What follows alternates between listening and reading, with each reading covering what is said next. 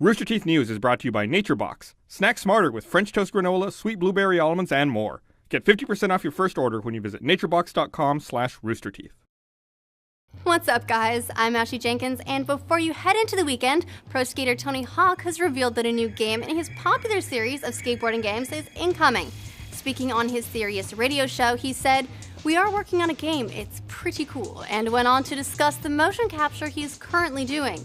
Since the cat's out of the bag, publisher Activision says Activision can confirm that they have something in the works with Tony Hawk. More info is coming soon.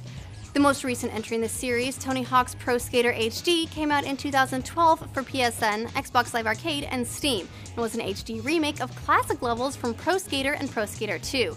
The last core title in the series was back in 2007 with Tony Hawk's Proving Ground for PS2, PS3, DS, Wii, and Xbox 360, so it's been a while. And while we're revealing stuff, PopCap Games producer Brian Lindley has announced that Plants vs. Zombies Garden Warfare won't launch with microtransactions as many feared. He says, "We're not going to have any microtransactions at all at launch." But he hasn't ruled out adding optional transactions later after the studio has had a chance to look at in-game metrics and player feedback. The in-game currency consists of coins earned while playing, which can be spent on booster packs that contain offensive and defensive items to beef up your options, as well as silly cosmetic items in true Plants vs. Zombies fashion. On the topic of resolution on Xbox One, PopCap is oddly evasive.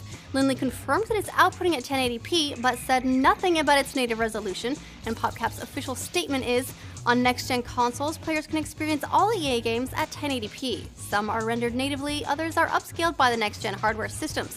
Either way, the visuals are stunning and the gameplay is impeccable regardless of platform." Garden Warfare is a multiplayer-only cooperative and competitive third-person shooter crossed with the tower defense elements this series has been known for.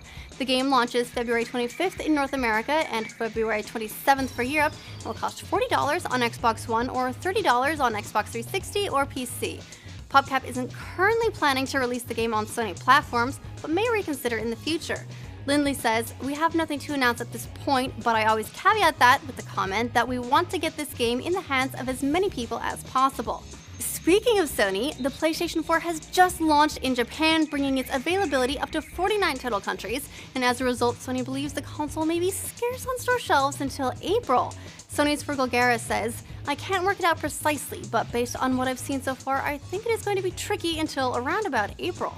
Sony is also tipped to reveal their long-rumored PlayStation 4 VR headset at GDC next month, according to an anonymous tipster who also says the quality and resolution are really good.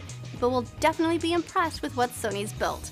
Unveiling it at GDC would give developers time to start working on new titles to support the hardware and allow Sony to make VR games the star of E3 in June. But keep in mind that it was also rumored the VR would make an appearance at Tokyo Game Show, which never happened. Sony already has head-mounted 3D viewers in the form of its HMZ line of devices, but these are built more as wearable personal HD TVs and are designed to connect with mobile devices like smartphones to play videos, and gamers have been waiting for the company to take the next logical step into VR with their popular console. Virtual reality will definitely make an appearance at GDC though, if not with Sony, then with Oculus VR, who are making a presentation on their hardware at the conference. And last week, Gunnar Optics' Dave Oshry teased they might be dropping a huge revision that leaves their previous Oculus Rift versions in the dust.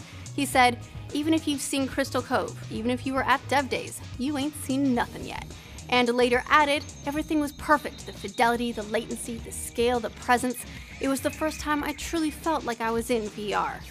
And that about does it for the week. Do you think VR is the next big thing, or will you keep your gaming sans goggles? Let us know in the comments. Have a great weekend, and make sure you visit roosterteeth.com to get your RT life fix.